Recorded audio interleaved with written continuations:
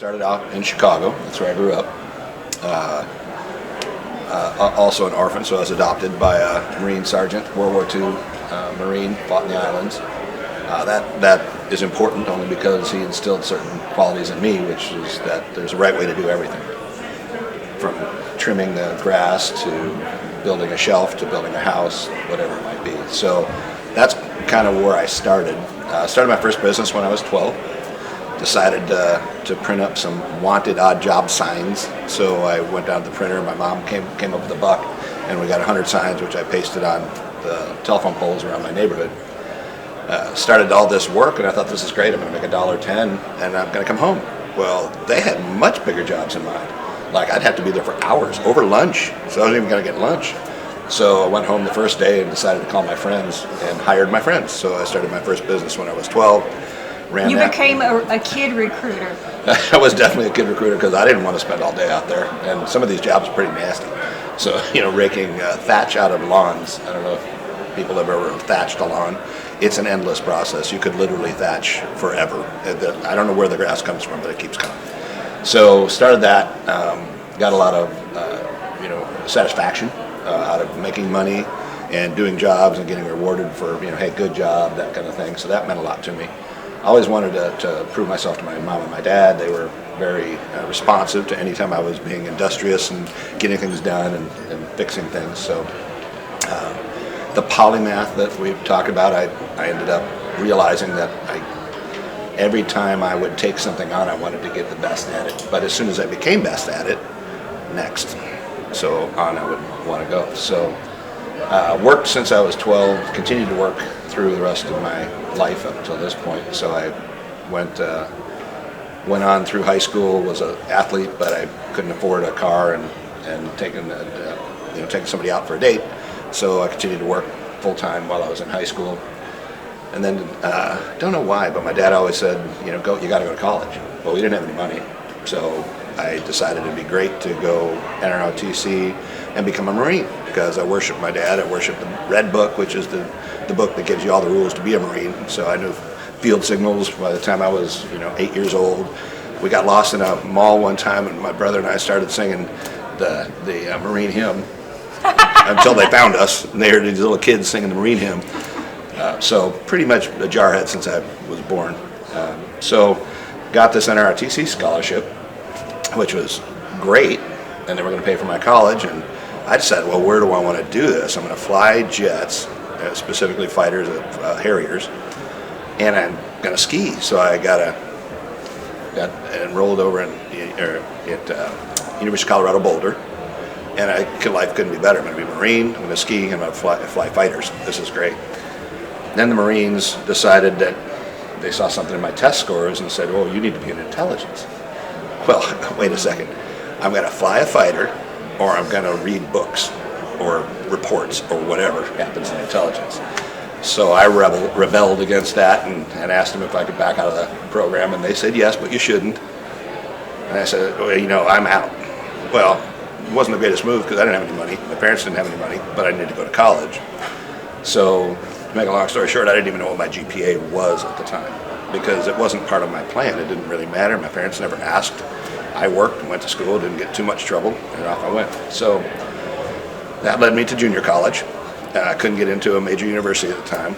My brother was a super genius. We're both adopted and both from very different backgrounds. So he was a super genius, a big, dark, hairy guy, and I was a little bitty, skinny, blonde kid and thought I was just an athlete. So off I go to junior college, convinced the University of Illinois to take me after 2.5 years, take me down. So I became a student at University of Illinois, got honors in mechanical engineering, was going into my master's program when a fraternity buddy named Eggy, sorry, I don't even remember his name to this date, but Eggy calls me up and he says, hey, Bielat, there's these companies out there, Frito-Lay specifically, wants you now, and they're going to pay you. Now, I'm still paying my way. I didn't understand loans and I didn't understand grants. We were clearly economically, at the low end, but I didn't do that. So I decided that I was going to go entertain this offer. So I flew out to the Northwest to Vancouver, Washington, They got a tour of the Frito-Lay plant. They said I could work anywhere in the country. I thought, how cool would it be to go from Chicago all the way out to the Northwest and become a professional? So I took the job at Frito-Lay, left my master's degree. I was partial way through that, and started in a fast-track leadership program where they just flew us around the country and put us in really cool situations and trained us in leadership and all sorts of cool things. So that was great, but then the military came knocking back on the door saying, you really need to entertain this program we've got. And they treated me right, and of course my worship with my dad and the Marines, and so they got me. So they put me in it was a secret program where essentially I was a plant in the nuclear industry, which was a legitimate job, but they put me in the nuclear industry, and there was a plant up the street here, at which point I started getting into organizational performance and root cause analysis and using my engineering degree and working. I loved nuclear. I thought it was fantastic. And I was in a program where they could call on me if they needed me to come out for short missions, which were absolutely, completely confidential and top secret, including the point that they bugged my phones and I couldn't tell anyone until just recently when it became declassified. So, loving life, doing nuclear. I'm cranking up the nuclear curve. I've worked with almost every nuclear power plant in the country on performance, recovery, leadership, organizational and programmatic performance. And at some point, my program ended. It was only 2 years long. Fantastic. Got to see places in the world that most people never see. And then nuclear was starting to get under a lot of pressure. The administration came in and said, we want to shut down nuclear. So they started trying to come up with ways to shut down any nuclear plant anytime. And they wanted to shut down my plant, which was my home plant. And I kind of realized I need to get back to commercial. I need to get back to entrepreneurial. I need to know that the work I do makes communities and people and companies more money. I have to. The work I was doing in nuclear was helping everyone make more zoomies. We called them more power. But they could still come down and shut you down for any little violation of the technical specifications or whatever it was. So I decided to go into steel, which, because there was a couple of people I'd met at a Dale Carnegie course or something, went down to steel, got in as a quality manager or something they put me in as. I quickly became the chief operating officer of that company and really loved steel. Big stuff, real powerful, recycling. It's a really cool industry. And something told me that wasn't it for me, which is where kind of Andrew, I still think back to those days. I was working for a CEO who was an Army Ranger, great guy, got along with him fantastically. And he set me up to be the next CEO. And I walk up to him one day and said, I'm not going to do this. And he says, well, what are you going to do? I said, I don't know. I'm going to do what I do, which I've been doing. We added plants, we closed plants, we changed, running a strategy for the company. I had 2,000 people below me. We were running outages. We were doing all these things. I said, I'm just going to do it on my own. I don't know what that looks like. He said, well, okay. So you've done everything I've ever paid you for, and good luck. Well, I went out and started Pilot Advisors. So this is 1997, which seems like a long time ago now, 28 years ago. The mission hasn't changed. So Pilot Advisors was a company that I formed specifically to experience the joy of helping other people experience success. Did I have any idea what I was doing back then? No. I didn't know how to explain it to my wife. I didn't know what I was doing. I just knew that by being confined to one company doing my CEO or COO job, I was limiting myself somehow and boggled my mind, which over the last few years it's really come to light. What I created at the time was an advisory group, not a consulting group. I always bristle when people would say, oh, you're a consultant. And I was like, ugh. I mean, I hired many consultants, all the top-notch consultants. Some of them made it through the whole agreement with me, and most of them didn't, because they'd bait and switch me. They'd have some really sharp partner come in who actually was experienced, and I knew I could learn from that person, and I wanted my people to learn from that person. And then they'd switch out the MBAs. In come the MBAs, never worked anywhere, got their title, super, super smart people, great intentions. But they didn't have any experience and they didn't have any intuition. They didn't understand what was going on. They could write great reports and they eloquent as heck, and I liked to talk to them, but they couldn't do what I needed to do. No street smarts. no street smarts, no experience, no, the intuition that you need as a leader wasn't there. And they were just trying to become a partner in their company. They weren't really focused on my performance. So everything I've done in Pilot Advisors has always been about how do I help my clients become successful. There's no partnership roles, there's no growing inside the company. It's only, do we help our clients? And do we help our clients in a way that they don't know we just helped them? I always want the guy who's brought us in and has to stand up against their board and say, why'd you bring these consultants in? We're not consultants, first of all. I want them to know that that was a good move. So recently, it's actually when I met Angelina, we started talking about what I've done, and the reality is I've had to defend my resume. I've worked with 91 companies at this point. I finally counted them up. And I've been successful with 91 companies. That sounds crazy, but I have. They set the process that I've been using since day one is the same process I used throughout my career, which got me in the corporate world shooting up the ladder. It was find out what people really want to do, figure out if that's possible with what we have, and if it is possible, then help support the execution of that. It's change management. So one of the lessons I learned, and I remember distinctly at Frito-Lay, was I came in and I'm going to fix anything you ask me to fix. I don't care what it is. So we're going to change your ways. You're going to fix the whole system, sending me all over the country. I'm going to fix it. And I was, well, here's the answer. Let's go after it. And I believed if you had the best answer, you were going to solve the problem. And one of my bosses, who he asked me, how much attention do you want? Do you want me to be with you and helping you all along, or do you just want to do your thing and see what happens at the end of the year? I said, you tell me, you're my boss, I don't know. And he chose to leave me alone. So he leaves me alone, and we get to the end of the year, and he says, Andrew, you know what? You think everything is black and white. That's a problem.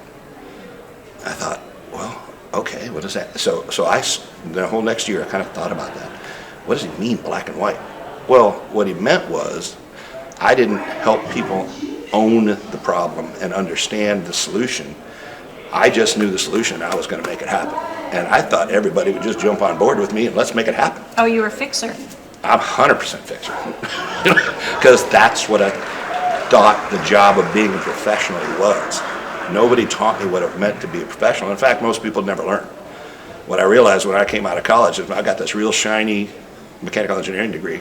I'm not a mechanical engineer. I'm not going to be designing parts. I'm not going to be testing things. I'm not going to stamp anything. So if I'm a engineer, what am I going to do? Well, I wanted to be the person who gave people advice. They came to me and said, Andrew, what would you do or how would you solve this problem? And I would have that answer. With a twist, that's kind of how it's worked out. The twist was, I don't have the answer. The right solution, or the way I've learned to make things work, is I help bring that solution out of the individuals. It's the only way it works. Now, it sounded like garbage to me the first time I started thinking about that. So even if I know the answer, I'm going to pretend I don't know the answer. That's not how it works. The process that we go through is very consistent. It's always, tell me who you want to be. Why aren't you that today? What have you tried in the past to do that? What's worked? What hasn't worked? And just that process right there. There's a thing called the Hawthorne effect. If you go in and you make a positive change of any kind, and the Hawthorne effect was a psychiatrist or a psychologist, I can't remember, looked at a factory setting where they went in and they changed out all the lighting. And they made it really bright and shiny inside. And production, poof, just jumped right up. That's all they did. They didn't change processes. They didn't lead people differently. They just changed the lighting. That decays. So that performance drops back off because that becomes normal. And then you don't see the impact that the leadership or the company is providing them, listening, quote unquote, to them. So what we do at Pilot, and have done since day one, is now called fractional COO. So a fractional COO that makes so much sense, and it's so exciting to me personally because I've defended my resume. I've defended my track record. When people come in, well, we'd like you to come into our company, we'd like to be a COO or executive VP or whatever it is. And then they look at my resume and go, 90 companies, what's missing with you? Why are you never sticking in a place? And it was never my intention to stick anywhere. It was my intention to go in. And then I found out about these companies. I just saw one online. It was a fractional COO, and the guy had written the book on it. called Wolf's Edge. The guy's name is, I think, Dan Wolf. And I read this thing and I thought, oh, this guy has defined what I've been doing so well. Called him and I said, this is fantastic. You've defined something I've believed in and been doing since 1997. And I thank you so much. And what I realized was there's a need for specifically the function that we perform. There's a need for pilot advisors. We're not consultants. I have to repeat that all the time because so many times, maybe half the time at these companies I've worked with, I followed consultants who screwed things up. Not intentionally, not because they're not smart enough, but because by the time they left, there was more work to do than when they came in, and they're gone. They drop the report off. They give you all this new work that you didn't have designed into your organization, so how are you going to do it? And they haven't helped you drop the other stuff off your list. So I got really excited. They're excited too. So where I'm at now is, the fractional COO thing is specifically needed across the board for the companies that either are afraid, they're worried, and I'm just picture a CEO in the shower in the morning. Well, careful with that. But thinking about it, you worry about it. You've got a team. They might be a great team. You might have really good relationships with your customers. You might have everything going in the right direction, and you're growing, and then the board says, we're going to buy a new plant, or we're going to invest $30 billion in you. You don't have the team to execute on that. I didn't have the team. When they used to do that to me, I'm gung-ho, I'm going to make everything happen that can possibly happen. And you already know when that statement is made or that request is made that you're not going to get to where they think you're going to go. You're going to buy that plant in Arizona, add to our strategic planning, and you're never really going to get the full impact that they're defining is there because you don't have the bandwidth, first of all. Second of all, you might not have anywhere near the experience to get that done. So that's what we've been bringing through Pilot all along, and I didn't know how to define it, was this partner that you tack on for 18 months, and that's the period that I tend to has naturally occurred organically, and also by now definition. I tell people I'm only be here 18 months because what was happening was they liked it. They're like, okay, this is great. We've got Pilot here. We don't really want you to go. And so at about a year, I'm telling them, guys, we've only got 6 months left. So I'm going to start handing things over to your people. I'm going to start backing out. We're not going to see much of me. We're going to, we have to turn this over. It has to be yours when we leave. And that always creates a lot of positive energy, but also a lot of concern about how it's going to work. And that's when you get the offers, well, you should stay and be our COO and all that kind of stuff. It's just not who I am, clearly, because I've been doing this for 28 years, which, all this is shocking to me. So I say these things, and it's still in the back of my head. I just started this a couple months ago. I was still down at Oregon Steel Mills, which was the company I left, where I was slated to be the CEO. It just all happened. It just, the redeeming part of it is that I haven't changed the design of our mission at all. It's always been to find the best tools for the companies to achieve their best possible. Written 2 books about that, so there's 2 books literally talking about how do you become your best possible. And then find the best practitioners on my side, I'll call them fractional professionals, to help them implement. So as I'm revitalizing the company at this point with this clearer mission, I want to make sure that people understand what a fractional COO is. It's not a weakness. It's something that most organizations aren't designed to have internally. Why would you have somebody sitting on the bench learning or working on other companies and ready to come in and help you? It's nonsensical. So it's something that I think every company should know that is available to them and be able to introspectively look at it and say, why would we think we can do this? Why do we think we can add a whole nother company to our slate and magically integrate them and magically get to the profitability that we pencil out? The spreadsheet's one thing, right? It's not reality when you're talking about cultures, visions, values, and there's inevitably rifts and problems and things because who does that? That's not something that's easy to do, right? Yeah. Even parenting isn't easy to do, partnership isn't easy to do, but then you take 2 partners and with children and family members who have their own culture, their own values, their own approach to things, and and try to put those together. And I see the same exact problem. There isn't the bandwidth or the experience, because how many people actually do that? How many people blend their families more than once? I mean, I guess it happens, but so that would be a great. I think it's great for any partnership to get outside support in every way. But to me, it's just the reality that it's not about the ego or about it's a weakness of a company. Companies are built to sustain consistent growth. When people have big problems in their companies or in their lives, or they have great opportunities in their companies or their lives, it's always going to be helpful to have an external source with more bandwidth and more experience.